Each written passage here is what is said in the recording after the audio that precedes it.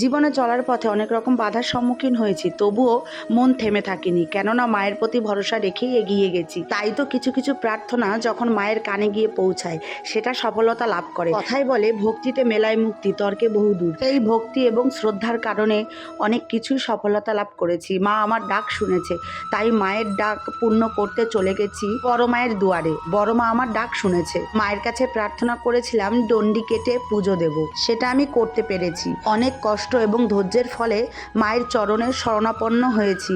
সত্যি বলছি, মায়ের অশেষ কৃপা। হয়তো মা কৃপা না করলে আমি করতে পারতাম না। মায়ের প্রতি আস্থা এবং ভরসা আজীবন থাকবে। জয় বড় মার জয়। মা আমার সবসময় আরাধনা শোনে এবং আমাকে সন্তান রূপে আমার পাশে থাকার চেষ্টা করে। আর কিছু কিছু অলৌকিক ঘটনা যখন ঘটে যায় মায়ের কাছে গিয়ে, সেটা তো মানতে বাধ্য যে মা আছে। মা চিন্তা করেছিল যে আমি তাকে মন থেকে পুজো করি, আর এই ভিডিওগুলো বান্ধবী করেছে, সেটাই তোমাদের সাথে শেয়ার করলাম। এটা হচ্ছে প্রসাদ। জয় বড়।